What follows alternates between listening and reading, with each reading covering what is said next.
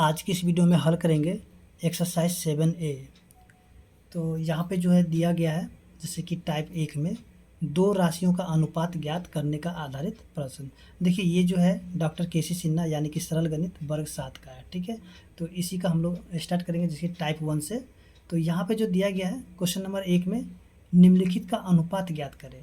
तो जैसा कि यहाँ पे दिया हुआ है 30 दिनों का 36 घंटे से, ठीक है। तो यहाँ पे जो है चलिए हम लोग स्टार्ट करते हैं क्वेश्चन नंबर 1 का 1 से। तो यहाँ पे हम लोग देखेंगे जो कि 1 का ए में जो दिया गया है, देखिए 1 का 1 में दिया हुआ 30 दिनों का जो है ना अनुपात हमको निकालना है किससे, यानी कि 36 घंटे से, ठीक है। तो इसका हम लोगों को क्या करना, अनुपात निकालना है। तो देखिए अनुपात निकालने के लिए आपको एक चीज़ ध्यान रखना होगा, जैसे कि यहाँ पे देखिए दिन में है, ठीक है, दिन में दिया हुआ और यहाँ पे घंटे में दिया हुआ। तो आपको क्या करना है, या तो इसको जो है ना आपको दिन में बदलना होगा और नहीं तो इसको घंटा में बदलना पड़ेगा। यानी कि अनुपात जो होता है ना, यानी कि समान राशियों के साथ ही निकलता है, यानी कि जिसका इकाई एक जैसा होता है उसी के साथ अनुपात निकलता है। अगर इसका जो इकाई अलग हो, यानी कि जैसे कि यहाँ पे दिन है और यहाँ पे महीना होगा, या फिर दिन होगा यहाँ पे किलोमीटर होगा, तो क्या है उसका हम लोग अनुपात नहीं निकाल सकते, ठीक है। अगर वो संभव हो तो उसको हम लोग बदल लेंगे, अगर बदलने वाला होगा। अगर नहीं बदलने वाला होगा तो उसका हम लोग अनुपात नहीं निकाल सकते। यानी कि दोनों का जो है ना इकाई एक ही जैसा होना चाहिए, ठीक है, तभी जा के हम लोग उसका जो है ना अनुपात निकाल सकते हैं। तो यहाँ पे देखिए दिन दिया हुआ, यहाँ पे घंटा दिया हुआ, ठीक है। तो इसको हम लोग नहीं निकाल सकते हैं। तो इसके लिए हमें क्या करना पड़ेगा, ये जो दिन है या तो इसको हम लोग क्या करेंगे घंटा में बदल देंगे, नहीं ये जो घंटा है ना इसको हम लोग दिन में बदल देंगे, ठीक है। तो देखिए हम लोग क्या करेंगे, इसको तो हम लोग दिन में बदलने में थोड़ा सा लंबा चला जाएगा, लेकिन इसको जब हम लोग घंटा में बदलते ही आसानी से बदला जाएगा। तो सबसे पहले हम लोग क्या लिखेंगे कि एक दिन बराबर जो होता है ना, एक दिन में कितना घंटा होता है, तो एक दिन में जो होता है ना 24 घंटे के बराबर, यानी कि एक दिन जो होता है 24 घंटे के बराबर हो जाता है, ठीक है। तो देखिए यहाँ पे हम लोग लिखेंगे 30 गुना में। अब ये जो, क्योंकि एक दिन का बराबर कितना, एक दिन जो 24 घंटे के बराबर होता है, तो यहाँ पे 30 दिन है, तो इसको हम लोग जब गुना करें तो ये हो जाएगा 24 घंटा, ठीक है। यानी कि अब ये जो है ना ये भी घंटा में बदल गया पूरा पूरी। अब ये जो 36 घंटा, तो 36 को हम लोग यहाँ पे नीचे लिख देंगे। तो देखिए यहाँ पे जो है ना घंटा से घंटा ये कट गया, ठीक है, यानी कि दोनों घंटा हट गया। अब यहाँ पे देखते हैं कि देखिए दोनों जो है 12 के पहाड़ा में आएगा, तो 12 दूनी 24, 12 तिया 36, फिर 3 से कटेगा 30 जो है ना 10 बार में। अब यहाँ पे देखिए क्या देखेंगे कि नीचे कुछ नहीं बचा, लेकिन ऊपर बच गया कितना, 10 और 2, यानी कि 10 गुना में 2, 10 गुना में 2 कितना होता है 20। अब देखिए नीचे कुछ भी नहीं बचा है, तो देखिए अनुपात में होगा तो आपको नीचे में एक लिखना ही पड़ेगा, ठीक है। यहाँ पे आप एक आपको लिखना ही होगा। और देखिए घंटा ख़त्म हो गया, यानी कि इसको हम लोग अनुपात में लिखेंगे तो ये क्या हो जाएगा 20:1 हो जाएगा, ठीक है। तो इस तरीके से हम लोग जो अनुपात वाले को हल कर सकते हैं, यानी कि दोनों का इकाई को एक समान करने के बाद ही उसको हल कर सकते हैं। अगर नहीं होगा तो उसको हम लोग हल नहीं कर सकते हैं। इसके बाद जो अगला प्रश्न है इसी का 2 नंबर में 5 रुपये का जो है हमको निकालना है, किसके साथ, 5 रुपये का जो है निकाल देना है 50 पैसे के साथ अनुपात, ठीक है। तो देखिए यहाँ पे जो है ना रुपया है और ये पैसा है, तो यहाँ भी क्या है, या तो इसको हम लोग रुपये में बदल लें, नहीं तो इसको हम लोग पैसा में बदल दें। तो देखिए एक चीज़ ध्यान रखिए कि जो छोटा है उसको हम लोग बड़ा करने की कोशिश नहीं करेंगे, लेकिन बड़ा है उसको हम लोग छोटा करने की कोशिश करेंगे, ठीक है। जैसे ये बड़ा है तो इसको हम लोग क्या करेंगे, छोटा माने कि छोटा यूनिट में कन्वर्ट करेंगे, बड़ा यूनिट में कन्वर्ट नहीं करेंगे। देखिए 1 रुपया जो होता है ना, 1 रुपया जो होता है वो 100 पैसा के बराबर होता है।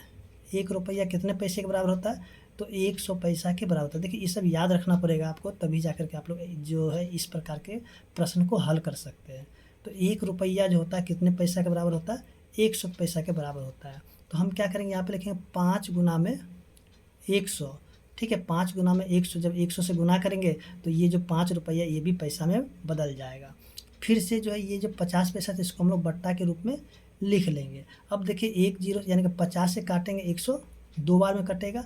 अब देखिए इसको जब गुना करते हैं तो 5 दूनी 10, नीचे कुछ भी नहीं बचा, तो इसके नीचे 1 बचेगा जैसा कि हमने बताया था, ठीक है। तो यहाँ पे क्या होगा 10/1, तो इसको अनुपात के रूप में लिखते हैं, तो 10:1। देखिए एक चीज़ आपको हमने बताना ही भूल गया था, जैसे कि इस प्रकार के जो चिन्ह होगा इसको हम लोग अनुपात कहेंगे, ठीक है। इस प्रकार के जो चिन्ह होगा इसको हम लोग क्या कहेंगे, अनुपात कहेंगे। और अनुपात का मतलब हम लोग भाग भी समझ सकते हैं, जैसे कि हम लोग बट्टा में लिखते थे, यानी कि वो भाग के रूप में होता है। तो ये होता है अनुपात का चिन्ह, याद रखिएगा, ठीक है। अब आगे जो हम लोग देखते हैं जो कि प्रश्न संख्या 3 है। तो देखिए 3 में जो दिया गया है, वैसे भी आप लोग पिछले वर्ग में अनुपात पढ़े हुए होंगे क्लास 6 में। तो देखिए जो है यहाँ पे क्वेश्चन नंबर 3 है। तो 3 में जो दिया गया है 2 किलोमीटर का जो है यानी कि 250 मीटर से क्या करना है, अनुपात निकालना है। तो देखिए ये जो किलोमीटर में और ये मीटर में है, तो हम लोग क्या करेंगे, इसको जो मीटर में बदलेंगे। तो यानी कि 1 किलोमीटर जो होता है वो 100 मीटर के बराबर, सॉरी 1000 मीटर के बराबर हो जाता है, ठीक है। 1 किलोमीटर जो है 1000 मीटर के बराबर होता है। तो फिर से हम लोग यहाँ पर लिखेंगे 2 गुना में 1000 अब बट्टा में 250। 0 से 0 कट जाएगा, 25 12 में 4 बार में कटेगा, ठीक है 100। तो फिर यहाँ पे क्या बचेगा, 4 दूनी 8। अब नीचे कुछ नहीं बचा तो नीचे बचेगा 1, यानी कि इसको हम लोग लिखेंगे, क्या लिखेंगे, 8:1, ठीक है। तो 8:1 इसका उत्तर हो जाएगा। इसके बाद जो है हम लोग देखते हैं क्वेश्चन नंबर 4 को। देखिए 4 में जो दिया गया है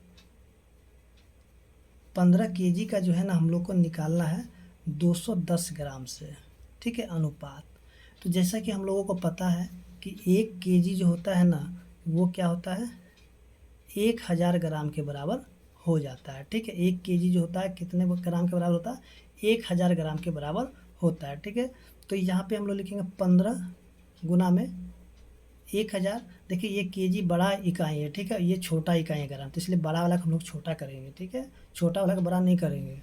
अब नीचे में क्या लिखेंगे, 210, ठीक है।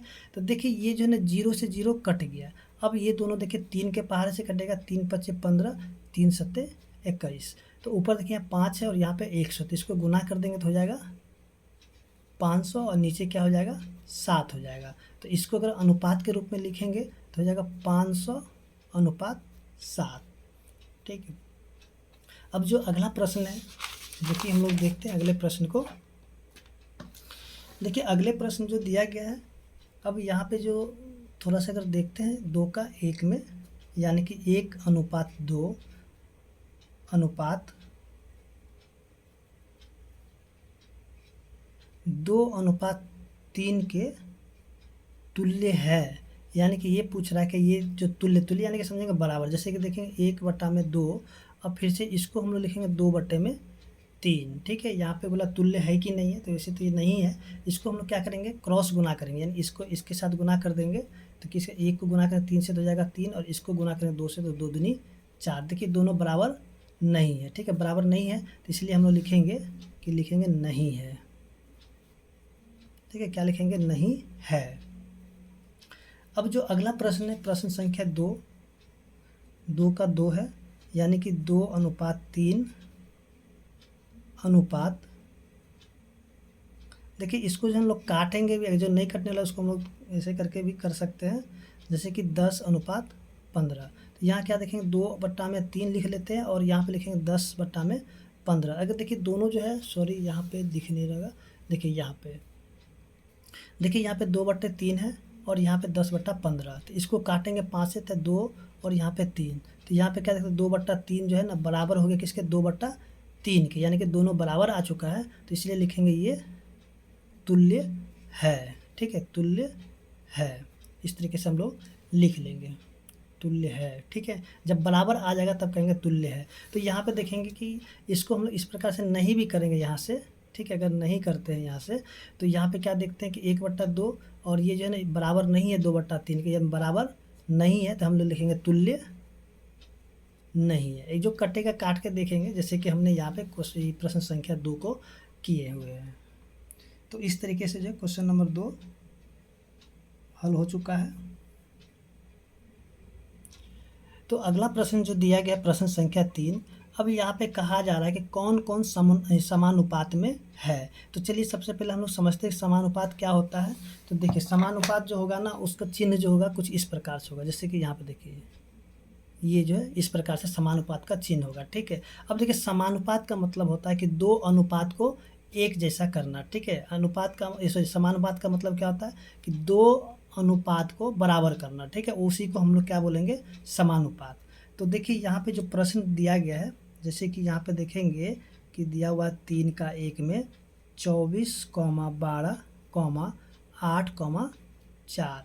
तो देखिए इसको बनाने का जो होता है ना 2-3 तरीके हैं, तो लेकिन हम लोग क्या करेंगे, जो एक जनरल तरीका है उसी तरीके से हम लोग इसको हल करेंगे। तो सबसे पहले इसको हम लोग लिखेंगे 24:12, फिर से यहाँ पे लिखेंगे समानुपात 8:4। ठीक है, तो इसको हम लोग क्या करते हैं पहले, सॉरी यहाँ पे इसको ना हम लोग नहीं लिखते, ठीक है, इसको हम लोग नहीं लिखते हैं, तो इसको लिखेंगे 24:12 कॉमा 8:4। तो इसको लिखेंगे 24/12, फिर से लिखेंगे 8/4। तो देखिए ये कटेगा, ये हो जाएगा 2, और यहाँ से कटेगा तो ये भी हो जाएगा 2, यानी कि 2 जो है बराबर हो गया 2 के। तो इसलिए हम लोग यहाँ पे कहेंगे अतः 24,12,8,4 अनुपात में है। ठीक है, जब ये बराबर हो जाएगा, दोनों अनुपात जब एक समान मिल जाएगा, जैसे कि देखिए यहाँ पे काटने के बाद जो है ना दोनों अनुपात क्या हुआ, यानी कि बराबर हो गया। ठीक है, यानी काटने के बाद क्या दोनों का आंसर एक जैसा आ गया, तो इसलिए हम लोग कहेंगे कि ये अनुपात में है।